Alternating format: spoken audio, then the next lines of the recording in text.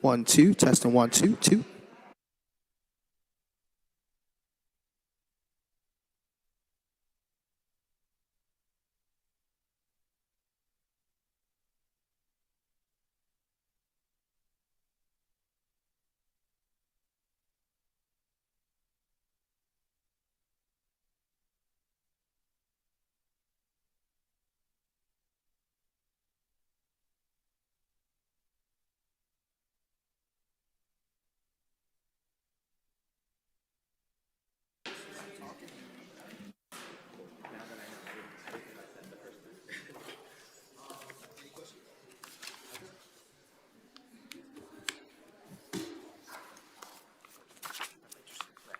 Yeah, no, those are new lights. It wasn't always like that.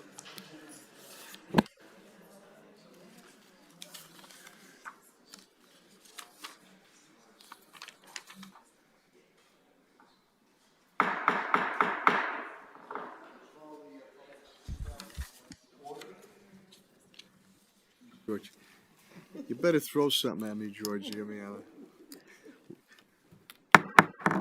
Good evening. We'll call the portion of the public speak out to order. Miss Barbara, School Committee Woman Barbara Gresham sends her regrets. She's a family commitment and again sends her regrets. So with that, we have Ben Murphy. Mr. Murphy? And please, if you can indicate your residential address, please. My name is Ben Murray. Oh, Murray, my apologies. My apologies. No, that's all right. And I live at 4 Norman Road in Asheville, Massachusetts. Thank you, sir. Is that working okay? Thank you, everyone, for this opportunity to speak. I'm the founder and executive director of Redgate Farm Education Center. And over the past 12 years, Redgate Farm has been a field trip destination for many Springfield schools, and I wanted to thank you for your part in approving those trips. Since we started our partnership with the Springfield schools in 2013, we have hosted over 1,500 students. These numbers started modestly, but over the years we have added schools and last year hosted 7 Springfield school trips. To help this effort, generous donors have contributed over $350,000 to offset most of the tuition costs. Thank you to your donors. So these are the numbers, but what I'm really here is to tell you what we do. Redgate Farm is a place where students come, spend 3 days and 2 nights, and learn about what it is like to live on a farm. They are participating in all aspects of the work, planting seeds in the garden, feeding the animals, cooking in the kitchen, mucking stalls, harvesting vegetables, clearing trails in the forest, and many, many other adventures. But this experience is much more than simply taking care of the farm. These trips represent a whole lot of firsts. For most students, this is the first time they are spending a night away from home. For most parents, this is the first time their students are spending the night away from home. It is often the first time a student has held a chicken or herded sheep. It is the first time a student has pulled a carrot out of the ground and taken a delicious bite. And it is certainly the first time they've walked a 2-ton ox down the road. Redgate Farm is a place where students build their self-esteem, their confidence, and try new things. Students are also building a new community with their classmates, teachers, and our staff. We are eating together, working together, lodging together, and developing new ways of seeing each other, ways that are guided by kindness and respect, shared core values of the farm and the schools who visit. One of the things that's really important to me about the visits that kids have is their power to change. And they're there for just a short period of time, but I believe very strongly that kids need to change as they grow older, and it's increasingly hard because of the peer pressure they face, the expectations that are put on them, and the assumptions from all the people around them.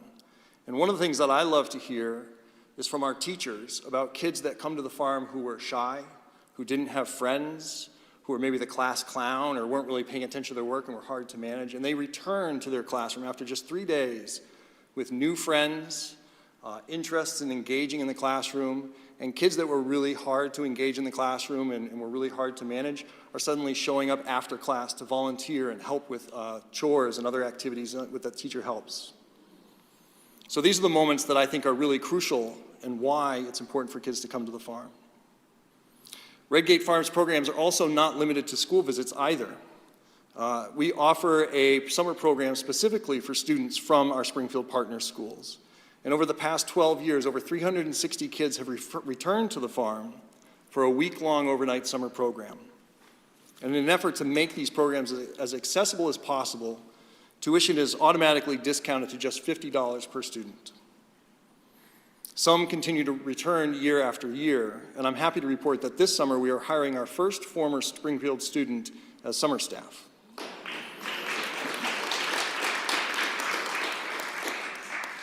This year we are celebrating our 25th anniversary, and it's a time for us of looking back at the things we have accomplished, but it's also a time to look forward in what we hope to do in the next 25 years. The Springfield School Partnership has been a core part of our mission, and it's my goal to expand our services even further. This year, I'm happy to announce that we have achieved more funding for the schools, and we hope to recruit 5 more schools by this fall to attend our programs. So spread the word, please. Thank you very much for this opportunity to speak. If you ever have any questions or concerns, I'm very happy to be in touch. And of course, you are all invited to come out to the farm. Whether there's a program there or not, we'd be glad to welcome you and show you around. So thank you very much. Mr. Murray, thank you very, very much. Thank you. We're also joined by our new student representative from the virtual school.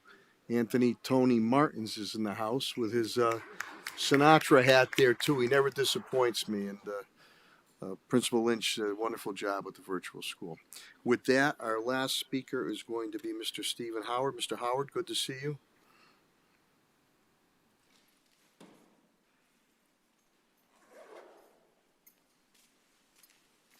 How are you, sir? Thank you, Your Honor. You're welcome, sir. Good evening, everyone. Pleasure to be here. Stephen Howard, 1104 Withington Street here in Springfield. Real quickly, 2 things that I have that I'd like to bring to the committee for consideration and possible implementation is, one is what I call SSL, which is Spanish as a Second Language. If you were seeking employment, especially here in Springfield, you will see a little line that says bilingual preferable or preferential. Now, for folks like myself who only speak one language, that basically knocks me out of the competition, because if the job requires or prefers to have a bilingual person, then I'm out of the running. Considering that something like 50% of the residents here in Springfield are Spanish speakers, that means to say that the other folks, the remaining 50%, are basically locked out of particular positions, which in a way is not a good thing, especially when you look at folks who don't speak Spanish. So what my request is, it links up to my second request, which is for the school's curricula, starting either from pre-K or K through high school, to expand whatever ESL languages,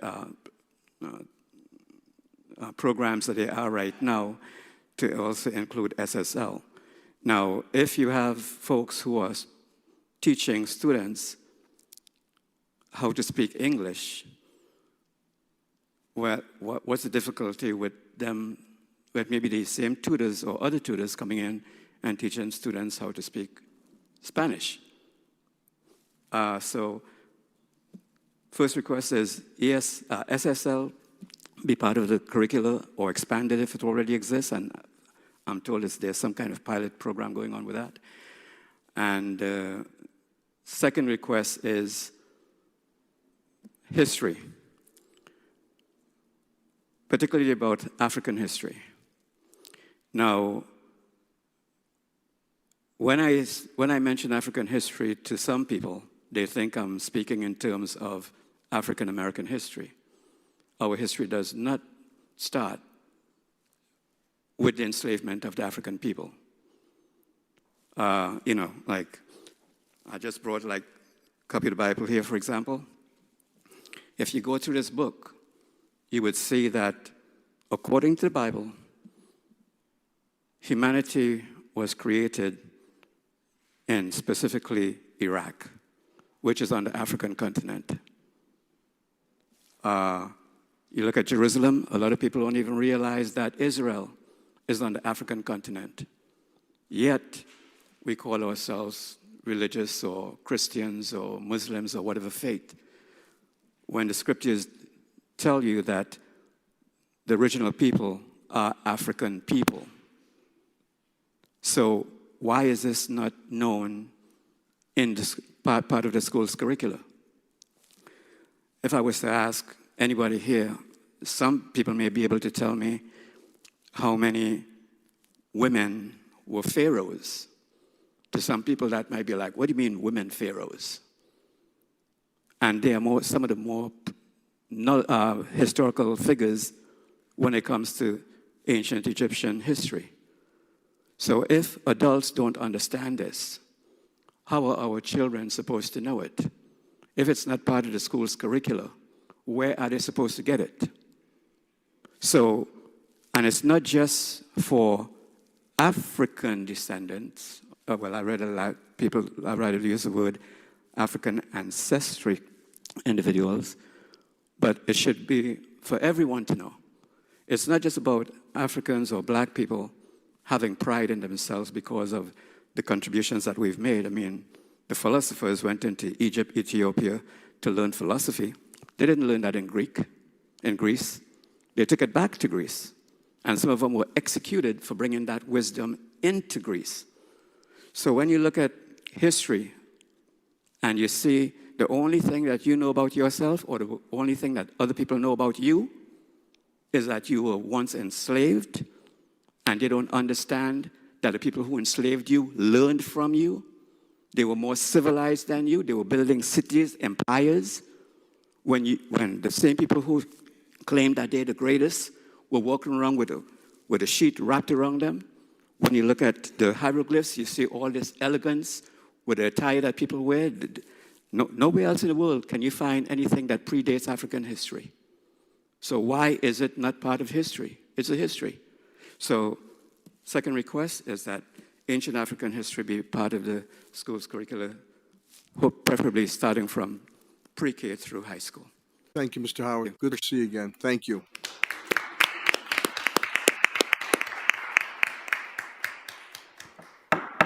That concludes our public speak out. We'll be back for regular session at 6:30. Hope to see you then. Thank you.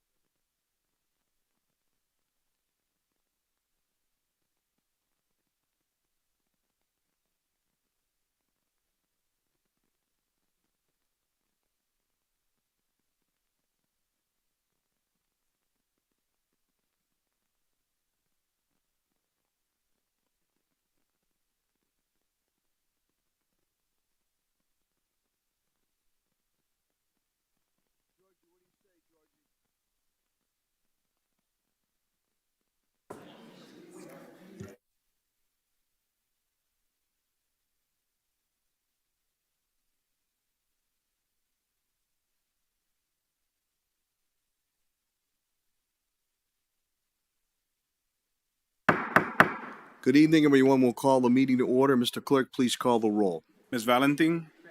Ms. Crawford? Present. Ms. Hurst? Present. Mr. Gomez Jr.? Ms. Gresham? Ms. Gresham sends her regrets. She has a family obligation this evening. Absent. Ms. Romano-Naylor? Present. Mayor Sarno? President, if we could all please rise for a moment of silence, and I'd like to dedicate that to a very well-respected community leader, just passed away, and a dear friend, Jay Griffin, and then we'll go into the Pledge of Allegiance. So a moment of silence for Jay Griffin.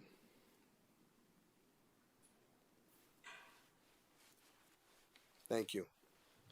I pledge allegiance to the flag of the United States of America, to the republic for which it stands, one nation, under God, indivisible, with liberty and justice for all. Thank you very much, everyone. Okay.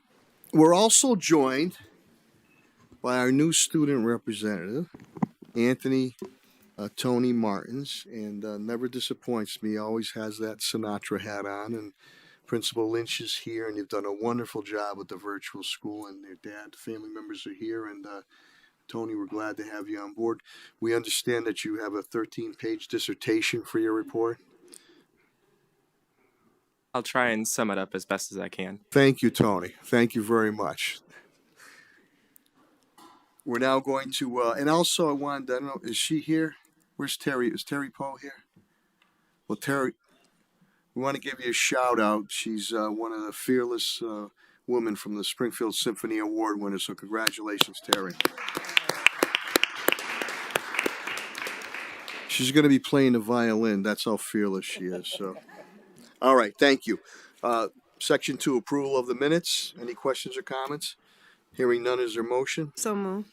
Motion by Vice Chair Naylor, is there second? Second by Ms. Valentin. Roll call vote is required. Mr. Clerk, please call the roll. Ms. Valentin? Yes. Ms. Crawford? Yes. Ms. Hurst? Yes. Mr. Gomez? Yes. Ms. Gresham? Absent. Ms. Romano-Naylor? Yes. Mayor Sarno? Yes, more than sufficient votes, matter passes. Thank you. Section 3, informational discussion items. A is to discuss superintendent proposed goals for the school year of 2025-2026. Superintendent Dr. Denal, please. Thank you so much, Mr. Mayor. Good evening, everyone. Good evening.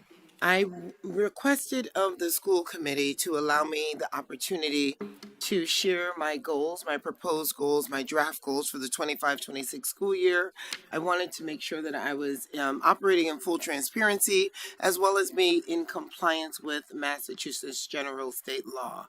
So my draft was presented to school committee members. I will read each of the goals and then open the floor for discussion. Initial student learning goals, there are 3 that are proposed for the 25-26 school year, and these goals are aligned to our strategic district priorities. Increase the percentage of grade 2 students reading at or above grade level by June 2026 as measured by end-of-year results for the iReady diagnostic assessment.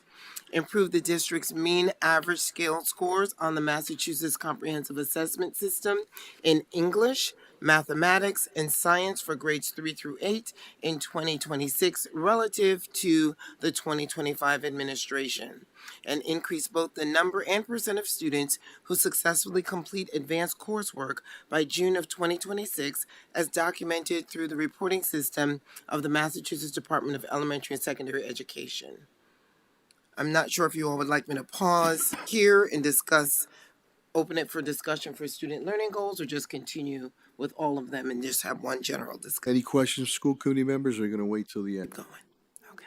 We'll wait, full presentation. Okay, sounds good. District improvement goals, we are required to have, I believe, at least one, but I do propose 2 here.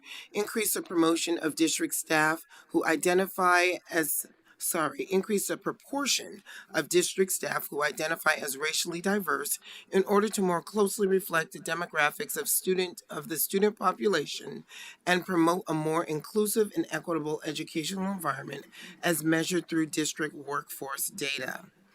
The second district improvement goal is to provide leadership, resources, implementation support, and ongoing progress monitoring for middle school mathematics programming designed to increase the number and percentage of middle school students who enroll in and successfully complete Algebra 1 or an equivalent course no later than June 2026 as measured by district enrollment and course completion data. Professional practice goals are as follows. Lead the development and implementation of a district-wide classroom observation initiative aimed at strengthening the quality and consistency of Tier 1 instruction across all schools with a focus on evidence-based instructional practices that support the development of foundational skills for all students. And finally, develop, communicate, and implement a comprehensive 5-year district strategic growth plan aligned with the district's portrait of a graduate framework, fostering a shared commitment to high-quality teaching and learning, rigorous academic expectations, and equitable outcomes for all students. Thank you, Superintendent Dr. Denal. This is something that she shared with myself and Vice Chair Naylor, and we were in agreement with her goals and continued vision to move our system forward. I will open it up to school committee members if they have any questions or comments. Ms. Hurst. Thank you, Mr. Mayor. Thank you, Dr. Denal. I was going to look over at Mrs. Gresham, and she's not here, but it's really great to be able to share these goals with the public. That has not necessarily been done in the past, so I appreciate you being transparent and sharing those goals with us. Thank you. Thank you, Ms. Hurst. Any other questions or comments? Hearing none. Okay, thank you. Thank you again, Superintendent Dr. Denal. We'll move to voting items. A is to approve Superintendent Dr. Denal's proposed goals for school year 2025-2026. Any questions or comments? Hearing none, is there a motion? So moved. Motion by Vice Chair Naylor, is there a second? Second. Second by Ms. Hurst, I believe. Roll call vote is required. Mr. Clerk, please call the roll. Ms. Valentin, Yes. Ms. Crawford, Yes. Ms. Hurst, Yes. Mr. Gomez. Yes. Ms. Gresham, absent. Ms. Naylor. Yes. Mayor Sarno. Yes, more than sufficient votes, matter passed. Thank you very much. B is a vote to approve the White Street Elementary School, my alma mater, overnight field trip request to Redgate Farm in Asheville, Massachusetts, and they were here. What a great presentation on May 27th through 2026, returning May 29, 2026. Principal Siobhan Kahns, who's done a great job, is here. Miranda Fosey and Lisa Reale are here. I'll turn it over to Superintendent Dr. Denal, please.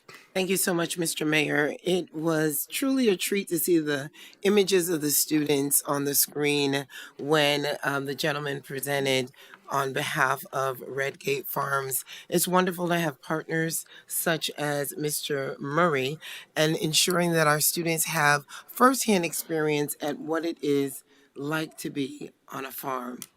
I don't think I've ever been on a fully functioning farm, and I know that I've never did any of those farm-like things. So I'm so glad that our students are able to do so. It is a rich learning experience for our students to engage in that type of teamwork, collaboration, and reaching beyond their comfort zone. So as it has been in the past, you all have seen the value in this field trip. I know that you continue to see the value in the field trip. If there are any questions, our principal is here to answer any questions you may have. Thank you, Dr. Denal. Any questions or comments? Principal Kahns is, Siobhan is right there too. I do, Mr. Mayor. Vice Chair Naylor. I just wanted to make a statement. I had the luxury and benefit, I guess. I don't know if it was a luxury, but it was nice not to have my kids home for a little bit. I guess I will say that was a luxury. But my children were at White Street around the time when this started, and it was such a wonderful experience for them. And we joked because when Farmer Ben was presenting during Speak Out earlier, he was talking about how parents, it's the first time that their kids are away from home when they come. And my husband was so adamant that the kids weren't going to go unless I went up there. So I actually had to drive up there and bring my kids up and everything and get to see the farm and talk to the staff. And it was amazing. And they went several years after that and they continued to enjoy it. So the pictures, I got to see one of my son when he was there. They had one, but they didn't get a chance to include it in the slideshow. And so I know that everyone loves Redgate, but I wanted to just state that as a parent who had the blessing of having my children participate, that we really want to publicly state that we thank the donors who made it possible for our students to participate. They only pay $50, I think it is, to go, and it's much more expensive for the students to be there for a week than $50. But the donors have raised over $350,000 to make that happen. And I don't know if it's appropriate for me to ask this question, Ian, over this particular line item, but I would love it if we could consider a letter or something just to thank them for all of the donations and the support that they've done for our children over the last decade and almost decade and a half now. So that's my thing. I know Principal Cons is up here just in case anyone has questions, but I wanted to make that comment in light of the speak out that we had earlier. Thank you, and we, Vice Chair Nail, we had a nice conversation with Mr. Murray and his group. And I urge you, if you missed the public speak out, this will be, you'll be able to see it again and what they had to say about, first time for kids being on a farm, first time for kids being with live animals, first time being away, and the relationships that they build on it. And Latonia, do not feel bad, because my wife Carly used to do the same thing with my daughters when we were at Frederick Harris. They were followed a bus all the way wherever they were going on, so don't worry about that. But Ms. Cons, you've done a great job with White Street School, my old alma mater there, and I know you said some great stories about the kids going to that. So I don't know if there's any other questions or comments. Mr. Mayor, Yeah, yes, Ms. Hirsch, yeah. so I actually had I had made a note because I was going to bring it up under new business, but I'll make the comment now.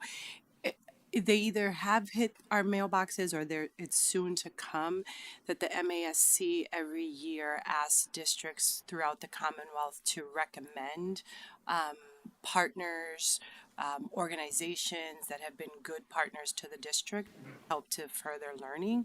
And so I thought of It's great. presenting. And I mean, I'm sure that there are lots of other organizations for us to consider, but I do think that when this body gets that form, if we could have it on a future agenda, we may want to consider them for that, to at least submit them for consideration for that award. I think that's a great suggestion, Ms. Hurst. And then Mr. Murray also mentioned for the generous donors, they're raising more money that I think he did indicate they're going to get 5 other schools online. So that's fantastic. Any other questions or comments before Principal Cons goes into a 13-page dissertation? Chair, I just wanted Yes. to mention something.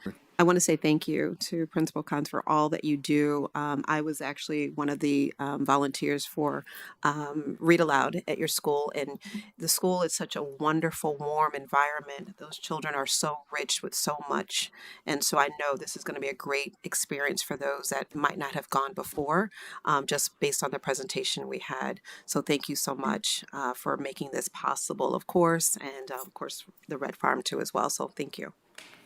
Thank you. Any comments?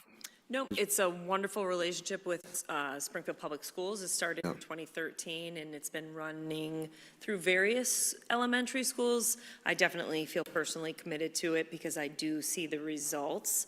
One great little story that I like to tell from my years at Harena, which is where I first went and then got it going at White Street, was there's kind of like a big shakeout of the kids before they leave because they have food stuffed in various pockets of their bags that they're bringing because they think that they can't live without their packaged food. So I remember taking away honey buns from kids and saying, like, I'm gonna leave this at the school for the 2 nights and 3 days that you're gone, and then when you come back, you get it back, but we're not gonna bring it with us.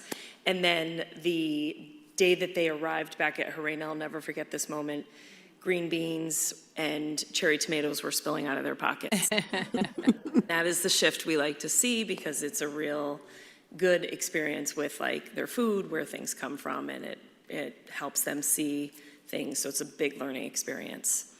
We help the parents because it is a big leap of trust to give us their children for 2 nights.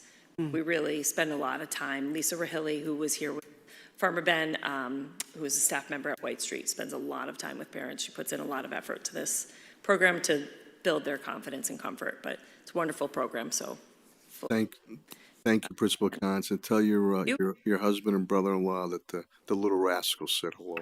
Okay, too. that's an old story. Any other questions or comments? Hearing none, is there a motion on the floor? So moved. Motion by Vice Chair Neville, is there a second? Second. Second by Ms. Valentin. Roll call vote is required. Mr. Clerk, please call the roll. Ms. Valentin, Yes. Ms. Crawford, Yes. Ms. Hurst, Yes. Mr. Gomez, Yes. Ms. Gresham, absent. Ms. Naylor, Yes. Mayor Sarno. Yes, more than sufficient votes, matter passes.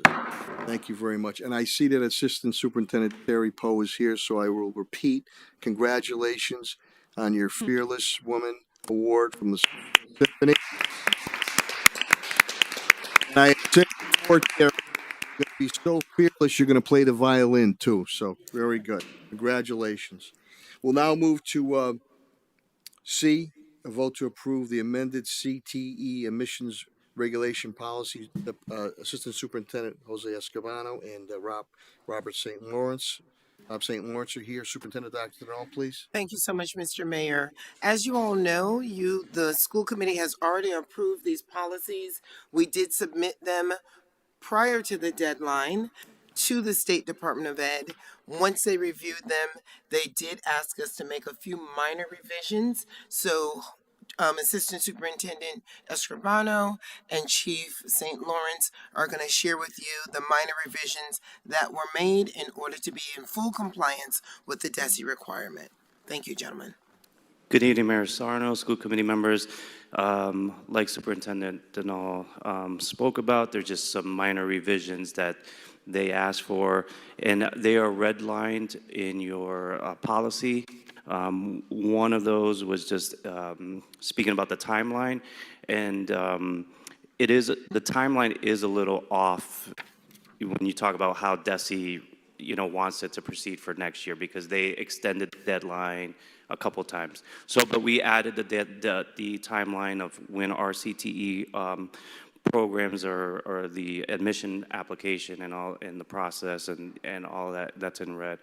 We also, they wanted us to just explicitly or more define the appeals process.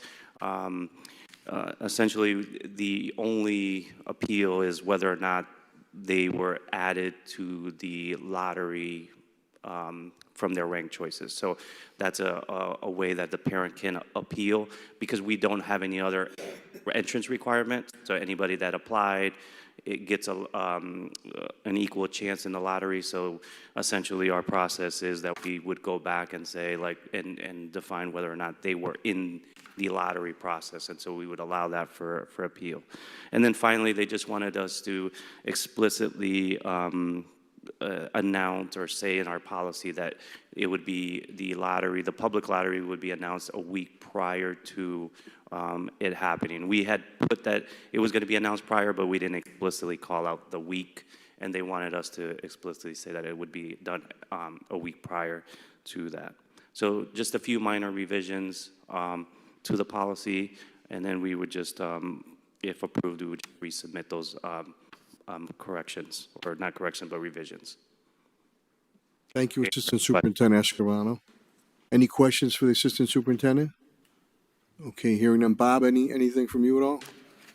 Nothing further. There were minor revisions just to come into compliance with a few small details. Okay, any other questions or comments? I do have just a Vice comment. Chair Naylor, please. I just wanted to reiterate that this Chapter 74 CTE admissions policy is in regards to our vocational and technical schools. Yeah. And any programs that we have. So Putnam, SciTech does have a program as well.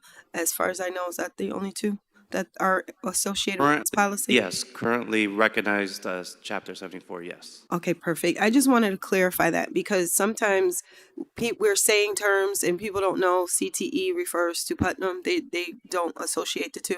And so that folks clearly understand there's a different process in admissions now to vocational schools across the Commonwealth, not just in Springfield. And it's completely lottery. And so before we weighted it and we've had these different things, and there's definitely information that you all have provided to the public prior to this conversation. But I just wanted to restate that so that folks don't feel like we blindsided them. This is something that has been coming down the pike for a pretty long time now, and it was voted on, and it's something that we did not actually, as a majority, vote for, but it's what happened, and it was the will of the state and the Commonwealth and DESE that this happened. So it is what it is at this point. We're definitely moving to be in compliance, and we want parents and students to understand that this is a new process, and if they have questions, that there are folks that they can reach out to. Yeah, and if I can just take the moment to really, thank and congratulate the IT team, because it was an incredible lift to do this lottery. The technical requirements to hold a public lottery was significant, and so they put a lot of hard work into getting it up and running in a very, very short amount of time. So just wanted to recognize our IT team for working diligently to get that process underway, and really and just the public having patience with that. But it was they did a lot of work in the back end for that. And if I may, one more question, Mr. Mayor. When is the public lottery? Do we have that date? Yep. I perused the information the second time I looked at it. Well, I first want to Chief St. Lawrence. Assistant Superintendent Escribano and his team as well. It's been a collaborative effort, and I think this actually extends to many other areas, including Chief Gavon, who's going to be helping with our communication plan. So we have 2 tentative dates that we're working with right now for the public lottery. And just to clarify, it is going to be for admissions to Putnam and admissions to Aspire. The admissions to SciTech is not part of the CTE lottery that we'll be conducting, because admissions to the CTE programming begin after their admissions to SciTech. But there will be a similar process that we will follow per this policy, but it will be at a later date. So right now we have tentatively scheduled April 8th. In the afternoon, or April 9th. We're working through a few of the logistics, and one of those is the school committee meeting that is the subcommittee meeting that's scheduled at 4 o'clock on the 8th. So if we can work it out, we've actually gotten a lot of great news. We were a little bit worried about the total time that this was going to take to execute, and we've been really happy with our partners at Schoolmint. We've got that time, I think, roughly mapped out to about 30 to 45 minutes where we're going to execute the Putnam lottery. We'll take a quick recess, and then we will execute the Aspire lottery. It's all going to be live streamed, and so again, if we can work out a little bit of those scheduling logistics, we will bring our recommendations to you, and we will move forward with the communication plan. Thank you. Thank you. And we were ahead of the curve on this, with the After Dark with SciTech and the great work at Putnam. And I'm glad, before I go to Basurst, I'm glad Vice Chair Naylor brought it. We were not in a agreement with this because we felt, just look at the success rate that we've had, and really, I believe one of the first, Assistant Superintendent Escribano and Superintendent Denault, that we with vocational on expanding it. But as Vice Chair Naylor indicated, we had the DESE was saying you have to be in compliance, so we had to tweak it a little bit. So thank you for all your work, and I'll turn it over to Ms. Hurst. Thank you, Mr. Mayor. I was wondering if either one of you could elaborate a little more on what the lottery will look like. So when you said April 8th or April 9th, it's going to run live, what do you mean? I've said this a couple of times when describing this on what to expect, but it's going to be very anticlimactic. What we have is all of the students who have submitted the applications for Putnam, and that window has closed. And what we are doing is preparing a completely random lottery. So those students who made Putnam their first choice, we will have that prepared in advance, and ultimately what we're doing is we are clicking the button on April 8th or April 9th, whichever date we select. And the system, we're going to have some documentation that we're going to be sharing with the public just about the guarantee of randomness. And the system is going to select up to the number of seats available, because we certainly had more applicants than seats available, and that is exactly when this policy is invoked. So when you say you're going to push the button, yes, it's going to assign it to a certain number of students, right? However many seats are available. Yes. And are the families going to find out that day, that moment? This is great. This is all part of the logistics and choreography that we are actively planning right now. So what we believe is we will have a dedicated computer laptop that will be uninterrupted, showing the operations that we're executing. And the numbers, I haven't quite seen it in real time, but they're going to start to show the application numbers as they are selected in real time. Again, it's going to be a little bit difficult, I think, for a family at home to be able to say, oh, it was at my lottery ticket number. And so what will happen at the very conclusion of that is that we will initiate an electronic communication to the families who submitted those school selections, letting them know that they've won a seat in the CTE admissions lottery for Putnam. And then there will be a follow-up email for all of the students who were put on the wait list. So that will sort of happen essentially in real time. We're still, again, working out the timing of those details. And then we'll take the recess and we will go through the same process again for the Aspire lottery. So that's the plan. And so for all the students who did not ballot for Putnam, will they then get notification of the schools that they did ballot for? Or is that going to happen? Like, is that going to happen on the 9th too? Or will that happen subsequently the following week? Such a great question, and we've anticipated some questions around this. And so because these groups of students who've selected Aspire and Putnam will be notified immediately, we are anticipating sending a broader communication to all the non-Putnam or Aspire ballot submitters, letting them know that those assignments we anticipate releasing on April 15th in the evening. And the reason is we need a week because the students who were not selected for Putnam or Aspire, those choices sort of go away, and then we need to go to all of their additional choices. Thank you. Sorry about that. So again, April 15th is our anticipated date. I do have a question. Thank you. Yes. Thank you. Yeah. Excuse me, Ms. Valentin. Thank you. I'm very happy to see that the admission policy have changed. I just want to quickly ask you how this is going to look like for multilingual learners and our exceptional learners. Are they getting the same opportunities as everybody else, or? Because historically, you and I work with the lottery, and I know the percentage that was assigned. So, per the state law, there are really no exceptions to the random lottery process that we are going to be running. Essentially. So the students that were selected are going to be part of the lottery, and that random lottery selection that will be live streamed are going to be who was selected for admission to Putnam, and in the case of Aspire as well. all right, thank you. You're the best. And I just wanted to add just on one point, the benefit of going to Schoolman is that a family can log in to their Schoolman account and get that information updated. And we have the ability to send push notifications either through text or email. So we're gonna send those communication out, but if a family wanted to log into their account, they can essentially log in their account and see, the progress of lottery or selection or any number of things. Thank you, Assistant Superintendent Escribano. Any other questions or comments? Hearing none, is a motion on the floor. So moved. Motion by Ms. Hurst, second. Second. Second by Mr. Gomez. Mr. Clerk, please call the roll. Ms. Valentin, Yes. Ms. Crawford, Yes. Ms. Hurst, Yes. Mr. Gomez. Yes. Ms. Gresham, absent. Ms. Roan Naylor, Yes. Mayor Sarno. Yes, more than sufficient votes, matter passed. Thank you very much. D is to approve the amended middle school pathway exploration policy. Dr. Yolanda Johnson's here. I'll turn it over to Superintendent Dr. Denal, please. Thank you so much, Mr. Mayor. Very similar situation.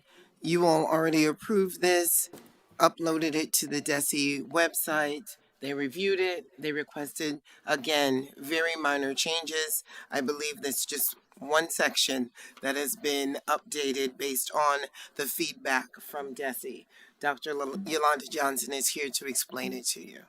Thank you. Thank you, Superintendent Denal. Thank you, Dr. Johnson. Good evening, everyone. It, as simply stated, it's a revision that has been requested, and that language has been dropped into the document.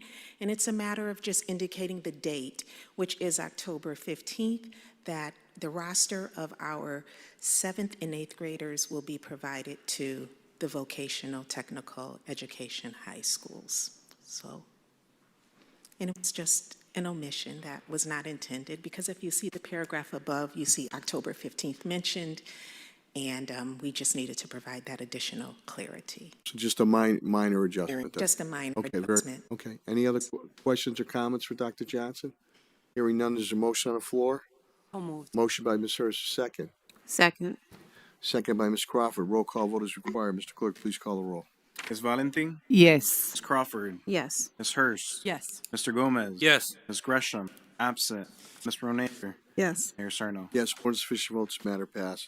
Thank you very much. We'll now move to E, which is a vote to approve the extension of Norris Murray Peliquin LLC contract. The number is on there through June 30th, 2026, with an increase not to exceed the amount of $200,000. CFO Patrick Roach is here. I'll turn it over to Superintendent Dr. Denal, please. Thank you, Mr. Mayor. Chief Roach is here just to clarify these two items.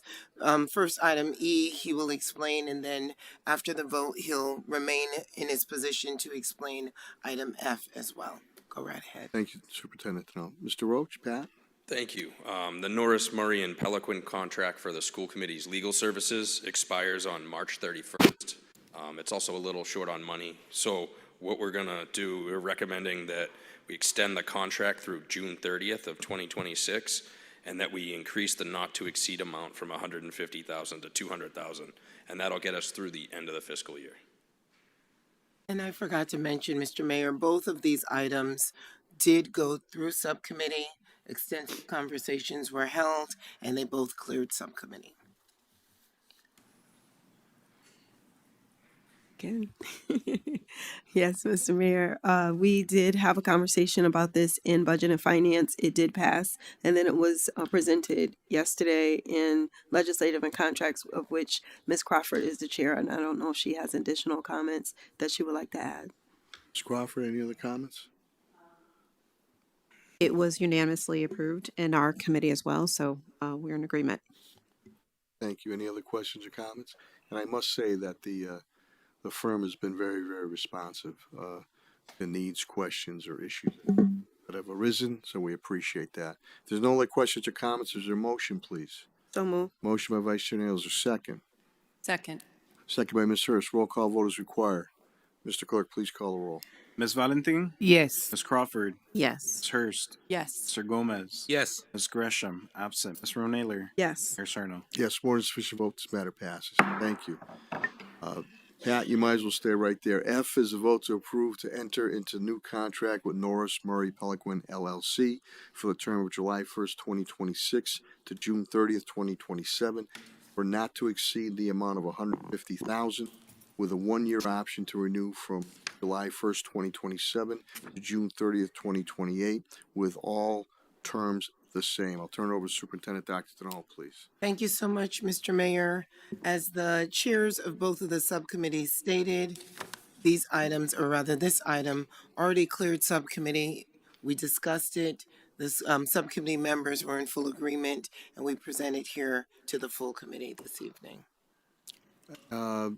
Any questions or comments that the superintendent and or Chief Roach, CFO Roach can answer? Okay, hearing none, is a motion on the floor? So moved. Motion by Vice Chair Nails, is there a second? Second. Second by Ms. Crawford. Roll call vote is required. Mr. Clerk, please call the roll. Ms. Valentin, Yes. Ms. Crawford, Yes. Ms. Hurst, Yes. Mr. Gomez. Yes. Ms. Gresham, absent. Ms. Ronader, Yes. Mayor Sarno. Yes, more than sufficient votes, matter passes. Thank you, Pat. G is a vote to approve Assistant Superintendent of Community Engagement, Family Empowerment, and Partnerships contract. I'll turn it over to Superintendent Dr. Denal and Chief Valerie Williams, HR Head Valerie Williams is here. Superintendent Dr. Denal, please. Thank you so much, Mr. Mayor. Item G has come before the school committee before. It's hard to believe that Jose Escribano has been in the role of Assistant Superintendent of Community Engagement, Family Empowerment, and Partnerships for almost a year, doing an outstanding job. I'm so grateful for his partnership and for his collaboration on a regular, consistent basis, always looking out for our students and our families and our community. So he's doing a great job, and we brought it back to be in full compliance. This is just a compliance vote. There's nothing wrong with either of these contracts. We just want to make sure, based on the recommendation of our legal counsel, that we take this vote this evening. Thank you, Dr. Denal, for the clarification. Any questions or comments? Hearing none.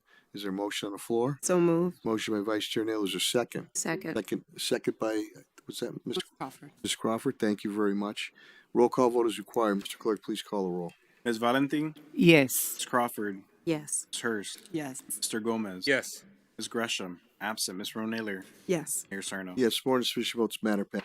Thank you very much. H is the vote to approve Assistant Superintendent of Curriculum, Instruction, and Professional Development Contract. Again, the Superintendent, Dr. Oh, bless you, bless you. And Chief Valerie Williams, HR, is here too. Superintendent? Thank you so much. I think the people at Brookings still hate me for taking serious notes. But I tell you, she is the perfect person for this role. She has been so supportive and just does such an amazing job with the Office of Academics and those that she is responsible for. Again, this is just another compliance vote. Again, according to our legal counsel, we need to make sure that we vote this in a public manner with the full committee. There you have it. Thank you. Superintendent Dr. Donnell. Terry, you're hired. Okay, is there a motion on the floor? So move. So moved by everybody. Is there a second? Second. Second by Ms. Valentin. Roll call vote is required. Mr. Clerk, please call the roll. Ms. Valentin. Yes. Ms. Crawford. Yes. Ms. Hurst. Yes. Mr. Gomez. Yes. Ms. Gresham, absent. Ms. Naylor. Yes. Mayor Sarno. Yes, more than sufficient vote. This matter passes.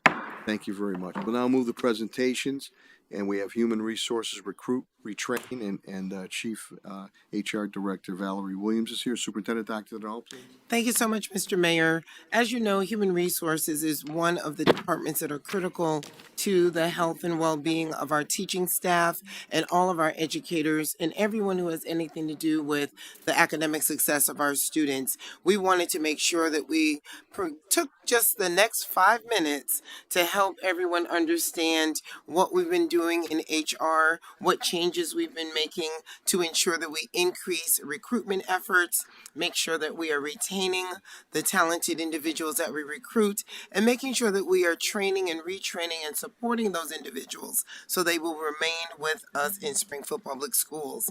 Again, just 5 minutes of your time to review our human resources. Thank you so much, Chief Williams. In our Commonwealth, our HR team. Behind me, is our leadership, our senior leadership team for HR. We have Kristen Reardon, who is our Assistant Chief of HR. We have Katie O'Sullivan, who is our other Assistant Chief of HR. We have Roberto Ortiz, who's our Senior Administrator of Talent and Diversity Development. And we have Rhonda Stoll, who oversees our certification and licensure for teachers. Next slide, please. We are a collaborative and coordinated team. I couldn't do my job without our team behind us 110%. We were actually standing in Attorney St. Laurent's office when he pointed out how collaborative we were. We didn't realize we had the same colors on. And then we went down the hall. Rhonda and Roberto had the same colors as well. So it just kind of our fun thing there for coordination. Next slide, please. We could not do our job without a dynamic HR team. So before you on the screens are our HR team, from our analysts to our managers, to our coordinators, to our investigators, and our support staff. Next slide, please.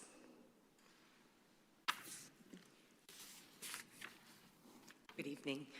Some of the options that we use for recruitment currently are we go to malls, we go to local events, regional events, and national events. Some of the local events include the Holyoke Mall as well as the Basketball Hall of Fame. We use TV commercials. I don't know if many of you see Miss Williams in the morning, but I see her almost every morning, afternoon. Come teach with us, yes. Yes, absolutely. We also use local radio stations in Hampden County and Hampshire County as well to have a captive audience while folks are in their car and commuting. And we have some billboards across the city. We have one on Page Boulevard and one on Cottage Avenue, or maybe it's Street. We also use Facebook frequently, as well as websites. One of the positive things about the way that hiring websites work now is we only have to place on 1 or 2 sites, and they will data sweep us to the major ones, such as Indeed, LinkedIn, SchoolSpring, and ZipRecruiter. Thank you. Just a quick question. I know, Kristen and Director, you've also done heavy recruiting or reach out to Puerto Rico and also to traditional African American, the black colleges too, also to try to recruit. Am I correct on that? Yes, we have. And Mr. Ortiz, when he comes up, he'll be more than happy. I don't want to steal your thunder. But we do go to Puerto Rico. We do go to other historic Black colleges and universities, and as well as Hispanic serving institutions as well. And the only reason I say that to reflect the what the population and individuals he or she see that, so they can strive for the same thing, that they can succeed also. Absolutely. With teachers, no matter what creed, color, and background. Thank you. Thank you. The next data slide that you have before you is EPIMS. EPIMS stands for the Educational Personal Information Management System for DESE. If you can see on your slides the individual presentation that you have, each year we strive to make sure that we continue to grow a diverse staff. So if you look at our data from school year 26, you will see that we are growing constantly to diversify our staff. So right now, I believe we're at 44%. So we're not where we want to be, but we slowly each year are striving to make those targets. Next slide, please. We have numerous partners throughout the city, and one of our biggest contributors was when we did last year a job fair that we hosted in conjunction with MGM. It was a huge success. All of our principals had tables there, as well as our departments, to recruit and to hire people on the spot for positions. Next slide. The next slide is our educators' data, and as you can see, we've constantly and continually strive to make improvements each year on our educator diversity, once again reflecting our population in schools. Next slide. This is actually Mr. Roberto and I at HBCU, Spelman College.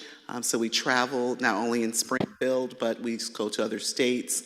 I am a graduate of HBCU Fisk University. Mr. Ortiz is a graduate of a Hispanic Serving Institution in Florida. So we try to make those circuits where we meet students, engage in them in talking about Springfield Public Schools and the great things that we have to offer. Next slide. This slide is a three-dimensional, but just to point out, we are in tough competition. If you can see some of those companies there that are at consortiums, this is an HBCU consortium that they have a job fair. So there are things there from Sony, from Warner Brothers, in addition to schools. So everyone's trying to diversify the workforce. So we have stiff competition, but we do go to those places, and we do recruit students to come to Springfield Public Schools. Next slide. And our paraeducator data, which Mr. Ortiz will be talking about in a second. And because of the teacher shortage, we also have to have other strategies to bring teachers to Springfield. And one of our strongest components will be our paraeducator pipeline. And so if you can see our data from paraeducator diversity, if we're focusing on our different groups there, if we put those groups in the pipeline, they eventually become teachers. And so that's one of our programs that we have. Next slide. As you can see, our travels to Puerto Rico. I enlisted the help of our Assistant Superintendent, Jose Escorbano. We went to Cambridge College there, recruiting candidates in the Puerto Rico campus. Next slide, please. Good evening. So when it comes to recruitment, we not only recruit locally, statewide, and nationally. So when we go about planning to go to this national career fairs, we really try to focus on historical Black universities and colleges, Hispanic serving institutions, like the Chief Williams said, minority serving institutions. And we have also partnered with all our local colleges when it comes to recruiting locally, like AIC, Westfield State. We not only attend the career fairs, but we go out and speak to the kids, and then we follow through with them, right? We talk about the benefits of working for Springfield Public Schools, right? Working in the third largest district in the state, there's so many career advancement opportunities, right? A work-life balance, a strong retirement, great compensation, competitive compensation, benefits. If you want to teach the best and the brightest, come to Springfield. And we continue to follow up with them, throughout their journey until they graduate, obviously. when it comes to our pipeline programs, we're really big on growing our own programs, right? And we start building our pipeline from high school. We have our juniors and seniors from our vocational high schools do paid internships in our preschools, right? We also help them get certified, complete their work keys. We pay for them to get their work keys, and by the time they graduate, they have their work keys. They have their experience as the paraeducators in some of our schools, so they're able to become full-time paraeducators with us. After they've served for a year, we get them into the parent to teacher pipeline, and we set them up with all our local colleges. We have different pipelines for them to become elementary teachers, math teachers, everything, all content areas. Okay. We have also partnered with our community colleges and with their paraeducator programs. Okay, we work closely with them to create sort of a feeder program. When they finish their 7-week paraeducator program, we have them, apply to some of our para openings, obviously, and I work with them during their paraeducator program and doing mock interviews, setting them up for practicum to some of our schools. That way, when they're done with their 7-week program, they have the skills they need to become full-time paraeducators in our district. And again, after they're paraeducators for a year, we try to get them into the pipeline. And the reason why we target our paraeducators to get them in the pipeline is because our paraeducators have the highest percentage of diverse staff, at 42%. Right? So as we look to diversify the workforce, we really target our paraeducators. And then just to finish that I don't see on there, we also partner with JET, which is the Journey into Education, and they provide mentoring, one-on-one mentoring for these students while they complete their bachelor's. They stay with them, throughout their bachelor's degree. They provide financial aid guidance, make sure they know how to access the state grants to help them pay for it. And we also, they also provide college academic advising, through to choose a teaching pathway before they join our pipeline programs. Thank you, Mr. Ortiz. Thank you. Thank you. One of our claim to fames, this is just our background for UMass Amherst. We wrote a grant with them for $2.2 million for our paraeducator pipeline. So paras going to school to become teachers. Next slide. Director Williams, on the paras, are we up to over 100 now that became, or 60-something that became teachers to para the pipeline? Yes, yes.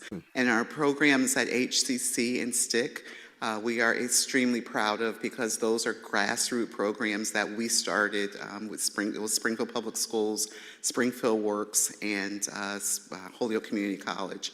So we sat down for 6 months to plan and implemented the program. And so the program has a workforce development component that they go to HCC for the workforce development. We then send Springfield Public School personnel to that particular program. So our HR department goes there, OITA, academics will go just to tell them what Springfield School is like. They in turn will come and intern for us for 2 to 3 weeks. We hire them on the spot. We put them back to HCC or STIC because it's a 2-year free program, and from there they transfer to our 4-year colleges to earn a bachelor's degree. So actually we have this year, some of the people who are in that program from HCC will be graduating, and they're already employed with us, and principals are hiring them as teachers for next year. So it's one of our programs. Great. Thank you for clarifying that. Thank you. This is our MTEL passing rate. So just so you can see that what happens, not only do teachers have to have a degree, but they have to take what's called the MTEL test and pass it. So as you can see, the different candidates or different teaching candidates, the percentage of them taking the test, the percentage of them passing the test. And so that hinders a lot from becoming certified teachers, so that just shows the importance of our pipeline programs. We can't really a lot rely on our higher institutions. Only we have to have other modes to bring teachers into the workforce. Next slide, please. And to support, good evening, and to support our teachers that are employees of the Springfield Public Schools, the Human Resources Department has provided supports for them. The MTEL, which is the Massachusetts Test for Educator Licensure, we provide prep courses that are taught by experts, some that are Springfield Public School employees, some that are vendors. We provide prep courses so that can help prepare them to take the test prior to. We provide MTEL vouchers. We provide a voucher so that they can take the test free of charge. Certain tests cost anywhere between $69 to $275. That for a teacher who's struggling to get by, the Springfield Public Schools will support them through the courses and to be able to pay for the tests for them. We also have the Human Resources Department has received a grant, the Transforming Diversity Educator Pathways. The exceeding amount was $75,000. The Springfield Public Schools was awarded $73,000. What that did is the Springfield Public Schools have aligned themselves with 4 vendors to provide one-on-one support to educators to be able to support them to pass the MTELs. These one-on-one people stay with them the entire time.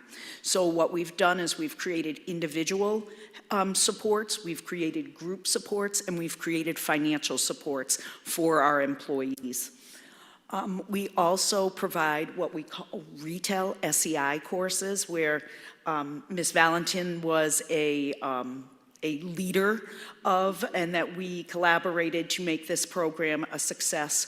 We have offered, I think, close to 55 courses over the last 8 years or so. We provide 6 courses a year. If you are a teacher and you have anyone who's a multilingual learner in your classroom, you have 12 months to be able to pass to get the SEI endorsement from the Department of Education. What that does is make sure you have the strategies and the ability to teach effectively to students whose first language is not English. So we provide that free of charge, and we are a self-endorsing district, which the Department of Education lets you do that. Prior to, we had years ago, and this is where Ms. Valentin and I collaborated and created this program, was because we would send our teachers, we would hire people from the collaborative to come down and teach. And it could cost close to $20,000 a course. Now we are providing it free of charge for educators, and our own teachers have become certified to be able to teach these SEI endorsement classes. So our professional teachers are working to teach other teachers the skills they need to be successful.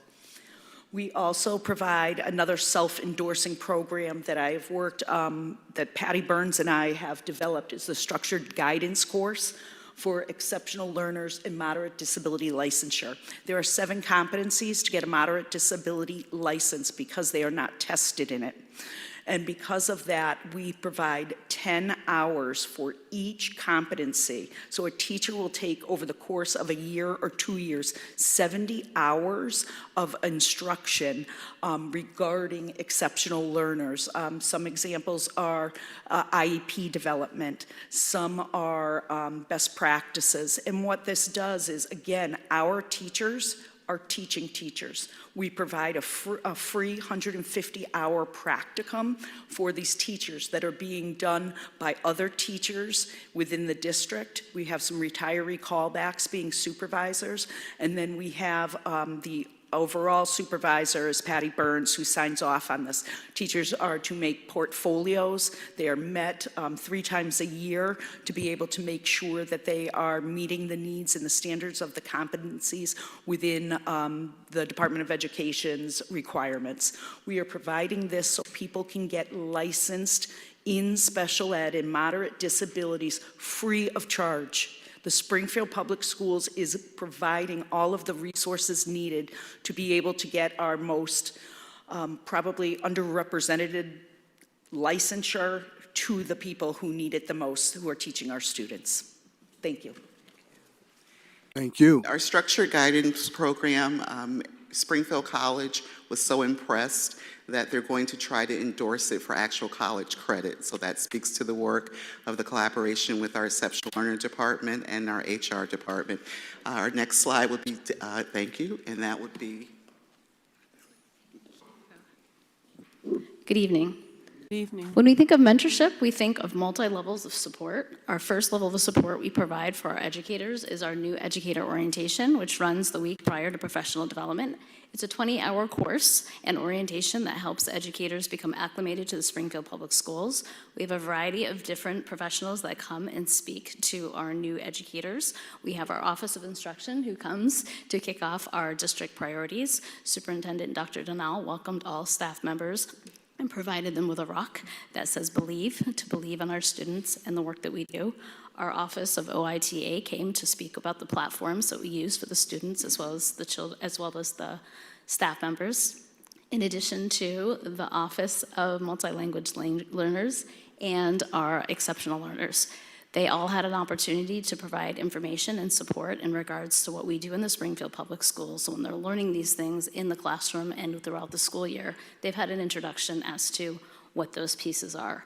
We also had representatives from City Hall who came to speak about benefits, as well as other vendors who came to our presentation in regards to other things that they could purchase, like 504D plans or tax shielded annuities from local community banks and credit unions. It was also very powerful because we had our students present by way of our band from Science and Technology, led by Gary Bernice. So it was very robust, very positive, and very welcoming to our new educators. We even had an ice cream truck. So in addition to that, we provided opportunities to get feedback for a survey, and our survey results were very positive and appreciative. Some educators who are new to our district spoke about the fact that they had never participated in anything like we had presented to them, not just instructionally, but also things that would help them personally, like EAP information that could help them as well. In addition to that, we have effective educator coaches who work throughout all of our schools from pre-K to 12, and those are coaches that work with our educators within the first 3 years of their work in the Springfield Public Schools to help them not only navigate through the work that they need to do within the building, but also help them obtain their professional licensure once they require that step in their licensure. We have exceptional learner coaches, we have speech and language coaches, school adjustment guidance coaches, and City Connects. So we're able to provide highly specific and specialized support for all the educators in our district. Something new that we've been able to offer also are mentorship programs for non-educators, which include our para-educators in training, our assistant principals, as well as our nurses. So while we're focusing on support, we're also focusing on the retention of our educators and our staff. Thank you. Thank you. Thank you. And I think our last slide should say thank you. Well, thank you. Any questions or comments? Yes. Okay. Yeah, I just wanted to say, yes, thank you, Chair. I just wanted to say thank you so much for such a comprehensive presentation. Thank you. For one. I just had 2 questions or maybe comments. I was looking at your EBIM data as it relates to male teachers in the district. Yes. And so just seeing that such a low number. Yes. And so wanting to sort of understand sort of some of the other opportunities in terms of recruitment for our male teachers. And if you've had some thoughts around that. Yes. We try to, on our college campuses, we specifically go to try to recruit male candidates to become teachers. So we're aware that we need to build that pool. So we try to do a lot of recruitment around male teachers. It's very hard, but because not only are we competing for them, but other districts at Springfield and other states, but we keep kind of just the pipeline going. So when we recruit you, we'll call, we do follow-up emails, letters. We encourage you to come to Springfield, to just visit our schools. We'll show you around. And so we try to do those extra special touches to bring them to Springfield. Thank you so much. I appreciate that. And my last sort of question, comment, I noticed with your, which is really comprehensive, with your orientation for your new teachers. Yes. I thought that was really wonderful, and I heard you say about the folks that would come and speak to the new teachers. Yes. I wonder, in terms of sort of the demographic, especially for folks that are new to our district or even new to Springfield, would it be a way to have some of your community partners also come in and share some of the work that they're doing as well? Just curious. Yes. So this year was the first year that we tried this new expansion. Okay. So each year we're going to get better and better. And we have a lot of our partners. We didn't want to overwhelm people the first time. So we do have a lot of our partners that are eager to speak to them about the college programs, the pipeline programs. So we plan on doing that next year. Okay, perfect. Thank you so very much. Thank you, Ms. Crawford. Ms. Hurst? Yes, thank you, Mr. Mayor. Thank you, Chief Williams, and all of you who presented. It was very comprehensive. Ayana and I were laughing. We were like, oh my God, this is a thick packet. We're going to be here forever. But it was very well A worth little it. over 5. No, We're no, sorry. it was fantastic nonetheless.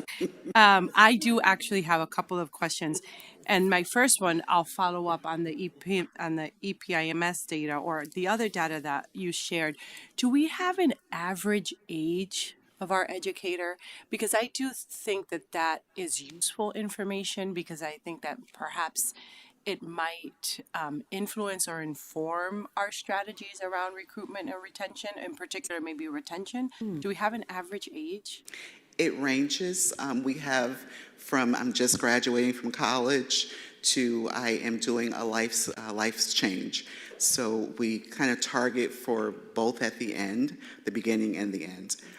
So we try to do our campaign where we are getting students right from school. That's a huge group that we have targeted, but we also have the group that I want to try something new, and believe it or not, that's a huge group coming to Springfield Public Schools. So they require like a little bit different because they have degrees from way back. But they're coming to us and they want to learn. So we make sure that we provide extra professional development through our academic department to help them with the transition. But do we currently know what the average age of our employees are? Yes. Oh, okay. Do we know what that is? I believe we're looking at between the 26 to 27-year-old. Yes. Okay. I also wondered on the page where we talked about the MTEL passing rate. Is that our passing rate? That's the state. That's the state. Yes. Does ours differ greatly, or is it on par?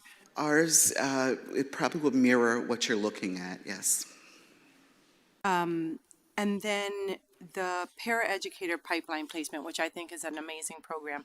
What is our percentage of placement? I heard Mr. Martinez talk about making sure that we prep them and we prepare them for possible placement. But how do we rate? Do they often, just 90% of them get placed? How the number? So from that program from HCC, it's 100%. So the people that are earmarked for Springfield Public Schools, they intern for us there. We try to place them in a school where there's an opening as a paraeducator. So it's a great fit that the principal will turn around and hire them for the position. So our rate with that program is sort of designed to be 100% because of what we're doing. Oh, because they're already placed. Yes. Okay. And then my last question was around, it sounds like you are pretty strategic, especially like I loved hearing about the extra touches that you all do following the fairs. When you go to the campuses, in particular Puerto Rico or the HBCUs, is there an opportunity to reach the students that might be from Springfield or might be from Massachusetts or the New England area? Like, do we send anything in advance saying, hey, we're going to be at your local college fair and, we're in the New England area? Are we able to do that? Is that possible? Because I'm just thinking about how large these fairs are. And if that, Springfield, Holyoke, Chicopee resident never ever gets to your table, then it feels like there's a potential miss. So I'm wondering if there's any way to sort of geofence those particular students? Yes, we do a geo fence so that they know that we're coming, but we also use, as our chief, Azelle Kavan, when we're traveling, especially when we went to Puerto Rico, she posted our schedule. So when we get there, we had people who were relatives, students on campus that went to Springfield Public Schools. So they come in to just say, hi, it's me. I went to SciTech, or I graduated from Central. So we do have those. And the great thing about that is we just have to make one contact because they have our schedule for the next year. And they bring in their friends to get the swag bag. Of course, we have serious swag, but they come to get the swag bag that we bring. So our table is very popular, and other districts they don't know why, but we just tell them because we're so great, we're brilliant, we're Springfield Public Schools, but it's because of that advertisement. Yeah, so this is my last comment, Mr. Yes. Mayor, and you just sort of walked me right into it. The swag. Yes. Trini, do you see these blazers they got on? We need those. Thank you, Mr. Mayor. Make sure you get the size, Trini, okay? No. Mr. Mayor, Yes. I have one other quick thought. Go ahead, Ms. Croft. I'm just thinking about my experience as a Springfield Public School student. Yes. And I remember that we had the teacher clubs in Yes. schools. You all remember that? Yes. And I wonder, do we still have those? Yes, we do. Okay. So that's sort of a pipeline too, to sort of encourage. And so that's part of the process too. Yes. Okay. We have from Putnam and from SciTech, the students who are in our early childhood education program. Okay. We have them as interns in pre-K. Okay. And so what we do after they finish their internship, we pay them to remain. So it's a job or a part-time job for them. And so once they graduate from Putnam and SciTech, we offer them positions as paraeducators. They've already taken our work keys test because we pay for them to take the work keys test. And they go to school at HCC or STIC for the 2 years because it's free to get that associate's, and they transfer right into the bachelor's degree programs. Okay. Excellent. Thank you. Thank you, Ms. Crawford. Any other questions or comments? I do, Mr. Mayor. Vice Chair Naylor? I just have one question. I noticed the rates that show us the data on how many educators that we have of color and from the different racial backgrounds and whatnot. However, I'm not seeing where we have the number, like the percentage of those that are hired annually. Can we also have that data to speak to like what the percentage of hiring and then folks leaving so we can understand what that trend is? And part of the reason why I asked that question is I think I might ask this question every single year because sometimes we sound like broken records. That's okay. But wanting to just understand what is the reasoning, for people leaving?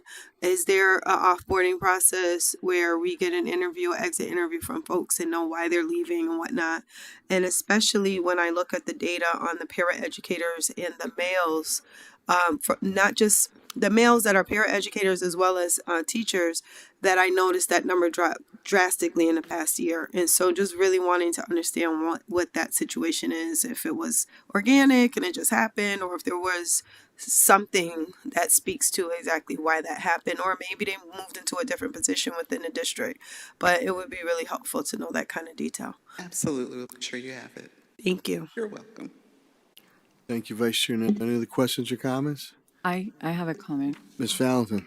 I just have to congratulate the Human Resources Department because I have experienced firsthand the great job that you guys do in keeping records and maintaining every educator in the district trained and informed. I had the opportunity, Mr. Shearer, to be a retail instructor for the past 10 years and also a presenter for the new educators presentation. And it was an amazing just to see the participations of our teachers wanting to be better to serve our students. I have to say that retail course is not easy. It's a 12 weeks course that the teachers have to take and involves a lot of homework. So congratulations and keep up the good work. Thank you so much. We appreciate you. Thank you, Ms. Valentin. And I see it every morning when I'm checking updates and do paperwork early in the morning on my kitchen table.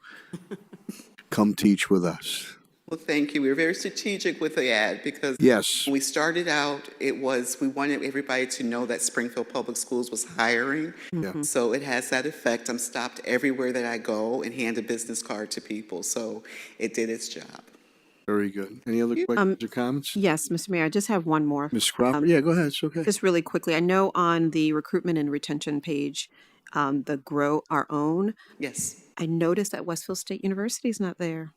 Oh, an oversight. We have a Reach to Teach program with them. Yeah, we've had that. And so they are part of our pipeline with Reach to Teach. Perfect. That was and actually we have the Reach to Keep now with Dr. Cheryl Stanley and Martin Henley. So they were in the beginning. Okay. They retired, they came back, and so the people who are through the pipeline and are working for us, they work with that group of cohorts to make sure that they remain in Springfield Public Schools. Beautiful. I'm an alumni, so I just wanted to make on sure. our part, but yes, Okay. they are a strong partnership. Thank you. And Dr. Stanley, Cheryl's a good egg. Yeah, she's a good person. Used to serve my license commission, too. Any other questions or comments? Hearing none? Thank you for your presentation, everyone.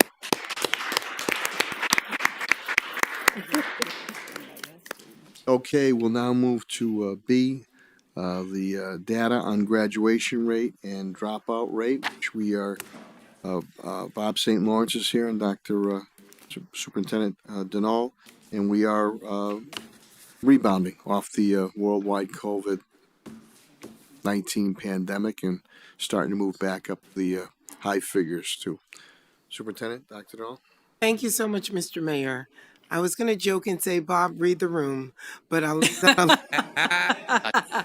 I'm going to leave that alone, Bob. Thank you so much for preparing this report. We're so happy that we have good news to share with the school committee and with the community at large. I appreciate the fact that you and Elise have been working diligently to ensure that our data is accurate. And here you are tonight to present the good news about our graduation rate as well as our dropout rate. Thank you so much. Thank you, Dr. Denal. Yes, last Thursday, March 5th, the Department of Elementary and Secondary Education released the statewide graduation rates for the class of 2025. And so we have prepared a brief overview of the data, and we have the Administrator for Strategic Data and Accountability, Elise. That concludes your remarks. Okay. With us this evening.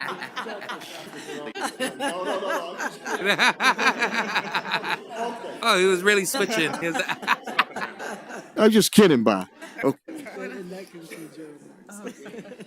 Good evening. I do promise this will be brief. So just to start right off, what we have here is a chart showing the four-year graduation rate from 2019 to 2025. As a reminder, the four-year graduation rate is looking at the percent of students who graduated within 4 years after starting ninth grade.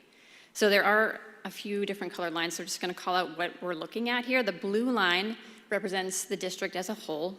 The orange line is the district excluding our ZEP schools, so the Commerce campuses, Duggan, and a few students at Emergence. The green line is just those ZEP schools, and finally the purple line is the state.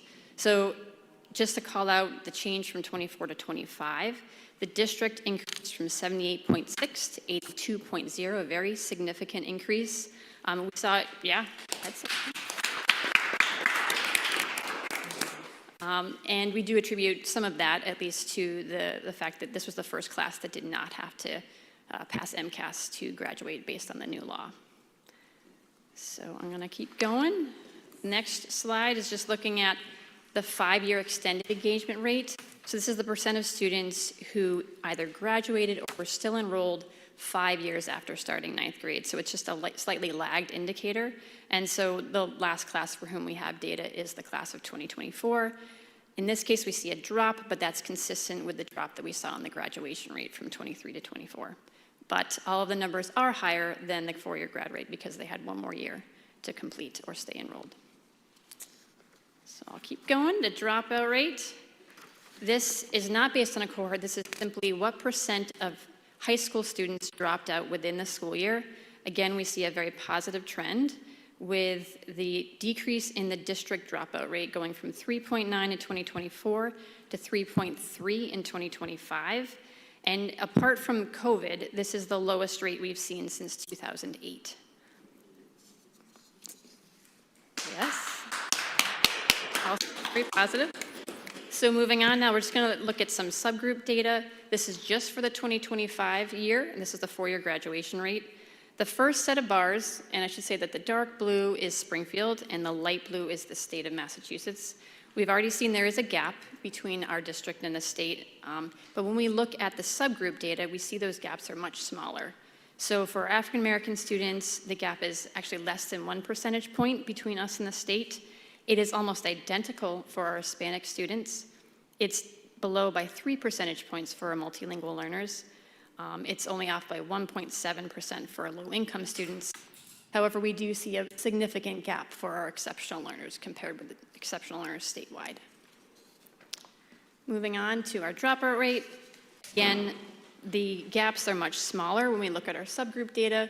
And just to highlight, the dropout rate for Hispanic students in Springfield is exactly the same as it is statewide. And in fact, the dropout rate for our multilingual learners is significantly lower than multilingual learners statewide. And also our low-income rate is exactly the same as it is statewide. Unfortunately, again, our exceptional learner dropout rate is higher than it is statewide.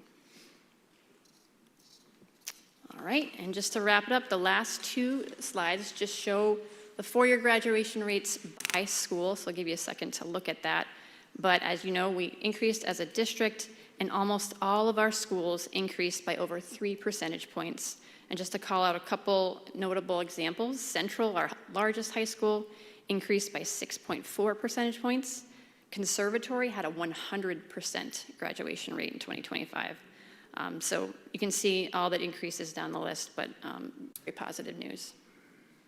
I do want to note Immersions does look like a 0% graduation rate. That's because there were only 6 students in that cohort, and they were all retained at some point, so that's why it looks so low, but it doesn't mean that like 40 students didn't graduate in time. We'll have better data next year. Finally, last slide is the dropout rates by school. Again, we see that most schools decreased, and just to call out Conservatory, that for the second year in a row had a 0% dropout, no dropout for the School of Conservatory for 2 years. Any questions? Very good. We're going back in the right direction. We were at some very high watermarks pre-COVID, and then like many other districts, a dip occurred and come a long way from 18, 20 years ago too, with graduation rates and dropout rates. That's a great trend. And also, I think I'll ask the school committee if they have some of the bar graphs you showed where we're whether ahead of the state or right even with the state is a tremendous accomplishment of the whole system, everybody involved. Any questions, Elise, at all? Okay, thank you. Any questions at all, Bob? Boy, Superintendent Deneau, Bob just wants to, he got, geez, Bob, you got your message, yeah. Thank you very much. I got the hint when she said that, I'll tell you that. Okay, we'll now move to reports of committee. A is student and parent concerns. Ms. Gresham, again, she sends her regrets. She has a family commitment. B is building and maintenance. Mr. Gomez, please. Yes, we did meet for buildings subcommittee for building and maintenance. That was on Wednesday, March 11th at the school building on School building committee. Yeah. Sorry. We discussed updates on naming of Chestnut Tag Middle School gymnasium in honor of a student. Chief Gavan actually gave us a report, let us know that there's been numerous contact with the parents and the students, and we're actually the school committee. We're talking about the policy that was written, and we're actually had some questions. We're going through it, talking to the attorneys. We're actually all looking for alternatives and getting ideas. So it's still in motion. We're still talking about it. We kind of tabled that. We also discussed updates on current upcoming school buildings, the Harena School, which Chief Roach and Peter Garvey, there was a presentation, huge presentations, wonderful. cut it short, that I learned there's a primary project schedule that this started in 2025 around September, and the project is to be completed around June 2030. We're very excited. There is a forum that's going to be at Harena School on the 24th. If anybody wants to join, where the community will be asking questions and we'll be, it's a lot going on, and we're trying to get everyone on the same page. So I have no more. Thank you, Mr. Gomez. Any questions or comments, Mr. Gomez report? Okay. Thank you, Manny. C is Legislative Contracts Committee. Ms. Crawford, please. Thank you, Chair. We had a very robust legislative and contracts meeting. We had 4 different items that we voted on. We discussed and reviewed the protocols as well for the naming facility. We looked at the individual contract. We also discussed the proposed GIC benefits increase. We also talked about the audit for the food vendor that we have, and there were some highs, there were some lows, but there were some mitigations, and we're really excited that Pat Roach was right on it in terms of taking care of those mitigations. We also reviewed just looking at one more time. Nope, that was it. And I just want to let the public know that you can always review these meetings via stream on Springfield Focus or the SPS website for any other details. But again, it was a very robust meeting, and I was very pleased to see the engagement level for the leadership of the Springfield Public Schools. Pat Roach and his team were very much on it, and I'm really appreciative of what they did in terms of the audit for the food service. So thank you so much. Thank you, Ms. Crawford. Any questions or comments from Ms. Crawford? And just to let you know, I think I say it every meeting, a lot of the hard work and time goes in the subcommittee meetings. Sometimes, in this case, was well over a couple hours. So sometimes I know you see us just gabble things right through, but the subcommittee does a lot of hard work with their chairman or chairwoman on that. So I just want to make note of that.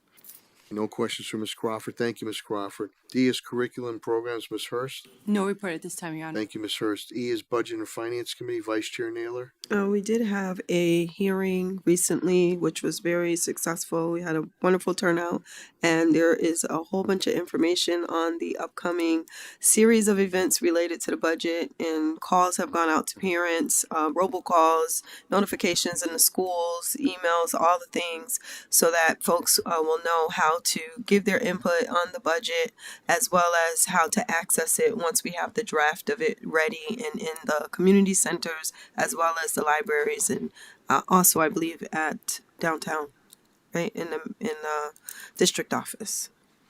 Thank you, Vice Chair Naylor. And thank you to Azel Kavan, also Chief Communications, getting that word out too. We appreciate that. Any questions or comments of Vice Chair Naylor report?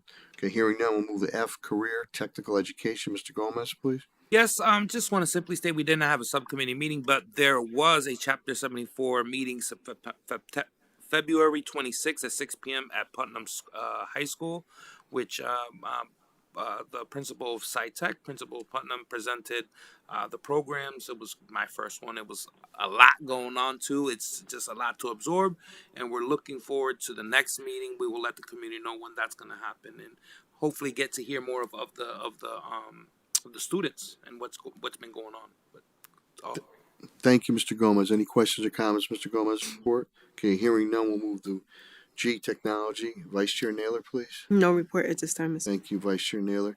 H is School Safety again. Ms. Gresham sends her regrets. She has a family commitment. I is Diversity, Equity, Inclusion. Ms. Crawford, please. Yes, Chairman. We have a scheduled meeting for April 1st, and so we look forward to sharing details after that meeting. Thank you, Ms. Crawford. And J is Innovation Schools. Ms. Valentin, please.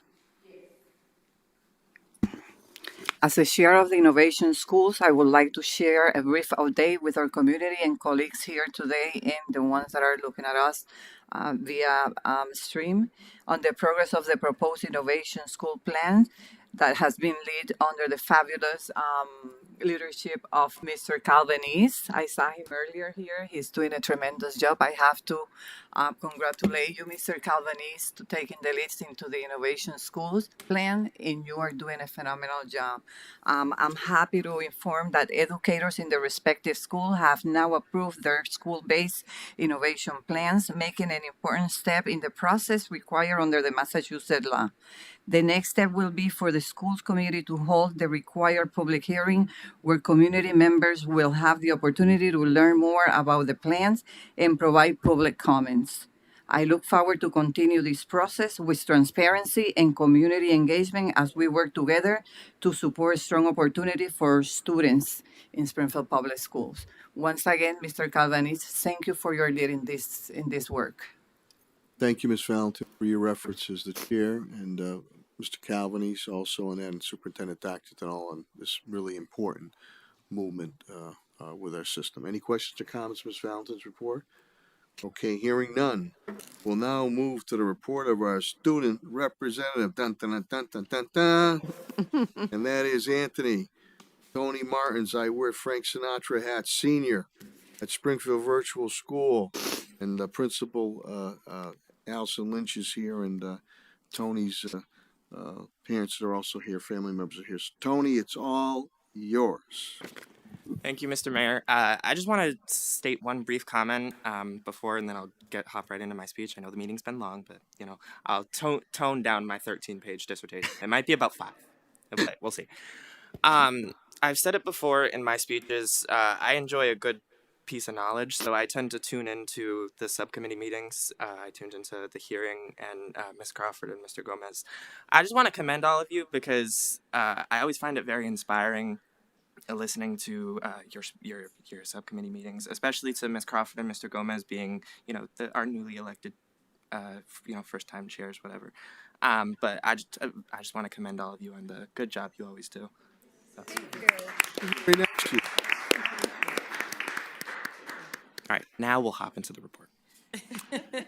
Good evening, everyone. Happy Thursday. I hope that everyone is doing well. I am honored to be able to sit up here again with the committee, and even more honored that I was able to listen in firsthand on 2 very informative meetings. I want to start off first by sending my immense gratitude and appreciation to the Mayor, Superintendent Dr. Denal, and the rest of the committee members for allowing me to attend and be a part of the Chapter 74 vocational meeting at Putnam on February 26th. It was an honor. When I first joined the committee and saw a meeting at Putnam on the schedule, I was really, really hoping that I was going to get to be able to be a part of it in some sort of this type of capacity, just to see what it was like, and honestly, it exceeded my expectations. As someone who has attended a fully virtual environment throughout high school, it was quite intriguing to get to hear about the cool and exciting things that are happening in person, especially in a school like Putnam. As someone whose family has attended Putnam, my dad did, my sister did, a bunch of my other relatives did, and I've certainly heard the stories. The school definitely offers a bit more than it used to, so I'm glad that our students get a variety of options, plus the food was delicious. With graduation quickly approaching, we've begun all the senior things to make sure the rest of this year is picture perfect for us. One of those things is senior shirts. We have started the process of finding out everyone's size and creating the design that will go onto the shirts. We have also begun ironing out the details of our senior trip, our senior sunset event, which we'll have more details on in the coming weeks. I'm going to get yelled at for this. Not yelled at, but she's not going to expect this. I want to shout out my 2 senior advisors, Ms. Kabazinski, who's in the room, and Ms. Wiley, who's watching. I know I'm going to get a comment tomorrow. But getting to work alongside those 2, it's very, very inspiring, especially me who wants to be a teacher. If you remember from the last time that I spoke with you all, I mentioned the Rise Design Challenge that our science classes were taking part in. The finals took place on February 27th. I had the honor of attending to get a firsthand look at how that whole process goes down. There were 2 teams that qualified for the finals, and I just have to say that after hearing both presentations live firsthand, I can understand why these 2 teams qualified. Our high school's team was titled the Plaque Seeker. Essentially, it is a device that can be used to rid the heart of plaque. Normally, plaque is found on the teeth and in the brain, but it can also be found in your arteries. That is the dangerous part, as they are connected to the heart. The more the plaque, the narrower the arteries get, and the less the blood flows. This is also known as arthrosclerosis. I'm going to tell you, I had to put the chunking of that word on my report because I could not say it for the life of me. You might be wondering why this team decided to create this type of project. Well, to be honest, at first, when the whole details were getting ironed out, they wanted to do something that involved the Iron Man heart, but that kind of wasn't attainable, so they had to revamp their project. So that just meant they had to experiment with different ways involving heart issues. Plaque is dangerous. You can think of this project as protection for the heart. And our middle school's team project was called the Tasty Tap. Essentially, it is an advanced water purifier. There are a lot of water and water bottles around that have microplastics, which are harmful to the human body. That is why this device was created, to clean the contaminants of water while also having the ability to flavor said water. The device has a sensor that can detect the quality of the water. If the water is a good quality, the machine will skip the purification process and let you pick out a flavor. If there is something in the water, that is when the purification process initiates. It is essentially a station. You can think of it as the size of a computer or a coffee maker, but if a portable one is needed, then that can be created. Finally, I am honored and privileged to be able to share that both of our teams won first place in their respective divisions with their incredible projects. They both will be receiving a gift card of some sort as a reward for their hard work. That is all I have. Thank you so much for allowing me to be here and continuing to share that make all the things that make the virtual school what we are. Great job, Tony. Great job. Any questions of Tony? Good job, Tony. Good job. Mr. Mayor, I would like to make a Yes. comment. I just want to say thank you to Tony for his wonderful remarks that he made about us. And the students that we get to sit up here are just amazing. They've been great. Every time, we're never disappointed. And we're just so happy that you had a big seat to fill and you did a great job filling it. And we just appreciate you being here with us and not just sitting on a seat, but really taking it serious, to know exactly what we're talking about, to tune in to the subcommittee meetings. Like, that's a big deal. And so we thank you for that. And who knows, one day you'll be maybe running for a school committee or something like that. One day. At one of the meeting with Ms. Hurst, she mentioned that you only have to be 18 to run for school committee. And now I've had a bunch of teachers and my fellow educators who have encouraged me to. So we'll see. Should absolutely do it. It is your democratic right to do that. So thank you so much for everything that you do. And also, he checks in on social media and makes sure that we know that he's tuning in there as well. So good job, Tony. Thank you. And like I said, keep up the good work. Thank you, Vice Chair. And a lot of talent in our Springfield public school system. And, as we always say, future leaders. So very good. Mr. Yes. Miss Hurst? Thank you. I echo Vice Chair Naylor's comments. I love that you tuned in and watched the subcommittee meetings. I think that's amazing. And we have to remember how important the student voice is. And so really appreciate that. Your comments and made me think about Vice Chair Naylor's report of the budget and finance, and that at that meeting, we also talked about how important it is to have our voices advocating, and in particular right now around the budget and this bleak budget that we are going to be coming up against over the course of the next few years. And just wanted to highlight the fact that Assistant Superintendent Jose Escribano is working to put together a bus for students to be at MASC's Day on the Hill, which is the first time that I know of that we've had or will have a cohort of students going up to speak to their local delegations. Good. So super excited. I hope you're on that bus, and just want to reinforce how important it is to have your voice here. Thank you, Ms. Hurst. Ms. Crawford? I would be remiss if I didn't say thank you for those wonderful words. And you've been just a bright, shining star. I know you have so many great ideas. We've had conversations, and you do follow all of us on social media. And so thank you so much for your commentary and your wit. And I look forward to working with you. I think you have a great acumen for this. You're sort of natural, because I've watched the school committee meetings too before I got in this seat. So, so thank you. Thank you, Ms. Crawford. Any other comments? Tony, great job. Great job. Huh, Dad? Did pretty good, huh? All right, Dad. Okay. All right. And thank you to Madam Principal and the advisor also, too. Okay. Now we're going to have the report of the superintendent. I think she's going to say that concludes my remarks. I'm just kidding. Superintendent Dr. Denal. Pretty close, Mr. Mayor, pretty close. So in the interest of time, I am going to significantly shorten my comments and my report. I'm going to table some of the items and just perhaps just send everyone a little text on some of the other items. So I did want to make mention of the fact that the district just celebrated Black History Month in the month of February, and we had several events throughout the district, and we were honored and privileged to participate in the work of our students and our staff as they honored great contributions to this great nation by great African Americans. You have a copy of the Springfield Educator publication in front of you, as well as a small token of our appreciation, a bookmark for Black History Month as well. Wanted to make sure that we remember that our middle school transformation is one of our key strategic district priorities, and we started our 6-week Saturday enrichment and support program, and that is off to an amazing start. The students are fully engaged and they enjoy their time of learning on Saturdays. I had the honor and the privilege of attending the youth art exhibition that was hosted by Director of Arts Gary Bernice.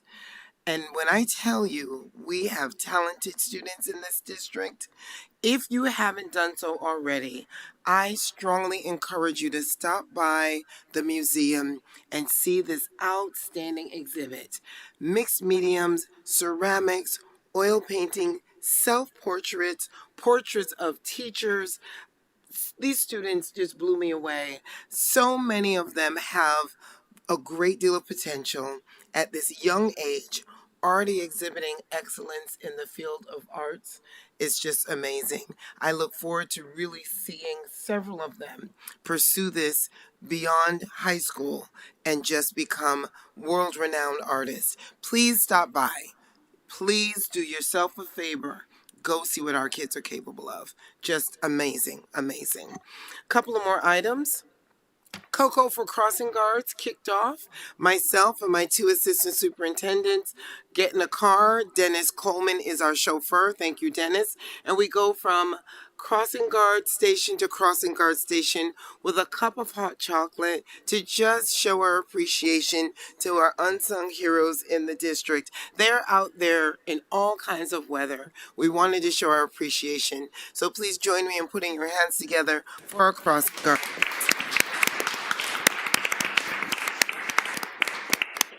We truly appreciate all that they do. And last but not least, I was a judge again at one of our cooking competitions. It's a theme for me. I make sure I'm a judge at every cooking competition. So we enjoyed Stir It Up Springfield, and 4 groups of students competed. And I just really wanted to make mention of the fact that 2 of our transition students from our Transition Academy participated in this event, and they won 3rd place. I was pleased. Some of you may or may not know, but our students who are in transition academies, they are exceptional learners who remain in the district with us until their 22nd birthday to receive additional education. These students not only hold a coffee shop for us at Central Office on Fridays, but they had the courage and the perseverance and just the confidence to enter into this cooking program that is for all students throughout the district, grades 6 through 12. I really appreciate the teachers who went above and beyond to support our 2 students in the Transition Academy to participate and to bring home medals. Congratulations. Well done. And when we say we center the success of all students in Springfield Public Schools, we really mean all. Thank you for your time. Thank you, Superintendent. Thank you, Superintendent Dr. Denal. Any questions of the superintendent's report? Hearing a matter of fact, here is the Springfield educator, and to Azelle Kavan and her team, thank you very much for getting continue to get all that good news out there. Yeah. Okay. Unfinished business. Hearing none. New business. Hearing none. Mr. Mayor. Mr. Mayor. Jeanette, I thought I had it there. I have something Vice very Chair quick. Naylor, go right ahead. Very quick to say, I just wanted to acknowledge that Councilor Jerry Martin did stop by earlier and wanted to share some concerns of the Outer Belt Civic Association, which he did email to us. And the mayor did respond already, as well as I did forward his concerns to the appropriate personnel for the district. He was not able to do the speak out because we have a requirement that those notifications happen at least 48 hours in advance. But I did want to at least let the public know that those who sent him here to know that he did show up.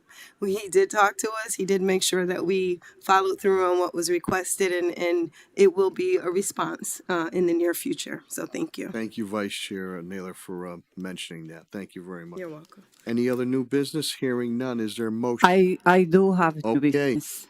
I tried again. Miss Valentin, no, go right ahead there. Go right ahead. Thank you, Mr. Chair. Before I begin, I would like to ask the committee attorney to please come to the podium. As you all know, I'm still relatively new in this role, and I want to ensure that I'm following all laws and appropriate procedures when raising matters under new business.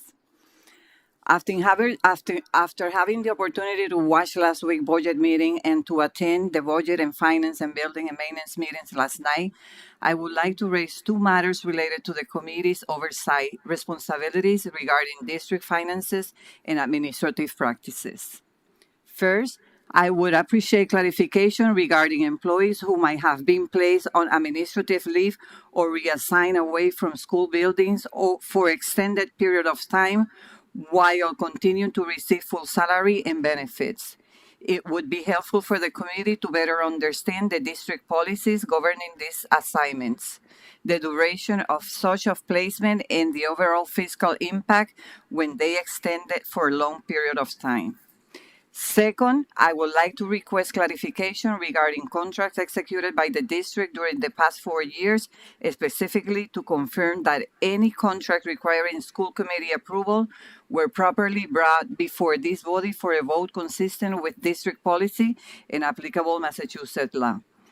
Let me be clear. I want to be clear that my intention is not to discuss any individual personal matters publicly, but rather to ensure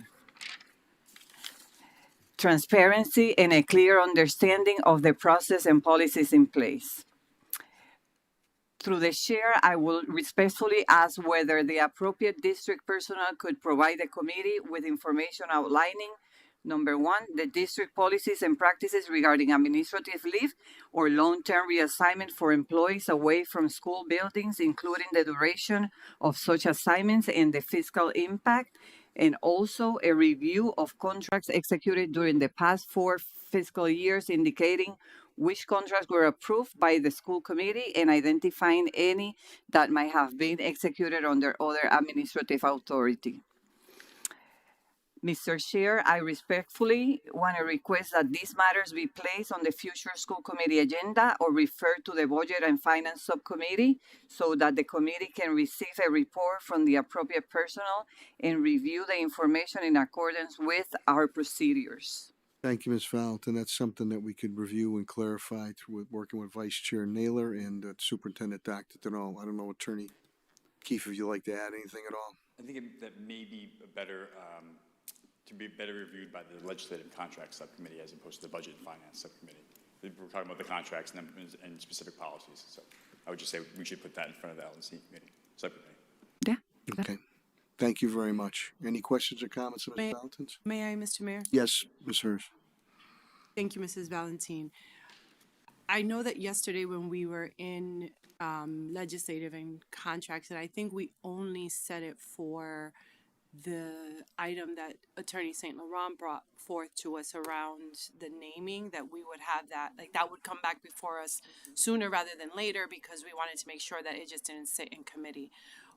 And in the beginning of the meeting, Dr. Denal had talked about making sure that we get audits, that we know about the contracts and all that great stuff. But I do think that it would be good to know sooner rather than later what contracts are pending, like what is coming up. Yeah, I think it would be good to know, like what contracts do we have that are scheduled to expire, and even if they're not scheduled to expire, scheduled to expire anytime before our fiscal year closes. But I guess that would be captured in the 4 years as she's asking for. But I guess I don't want to find ourselves in the predicament that we were in yesterday, where we didn't know about the contracts that were going to either go to the city council.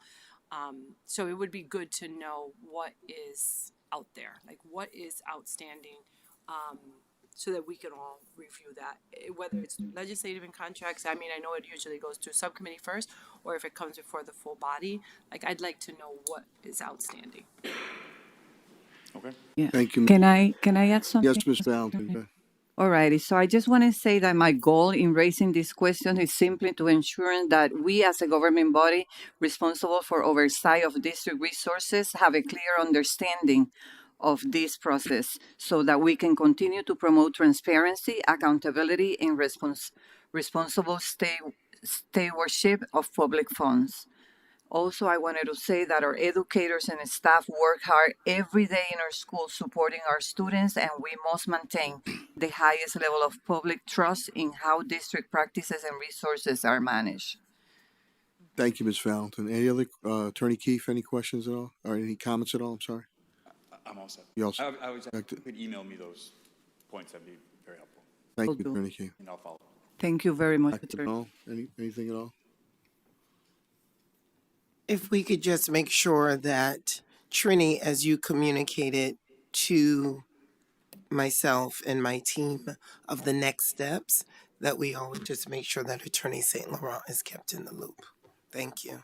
Okay, thank you, Superintendent. Any other questions or comments? Hearing none, is there a motion on the floor for adjournment made by Ms. Hurst? Is there a second? Second. Second by Ms. Valentin. Roll call vote is required. Mr. Clerk, please call the roll.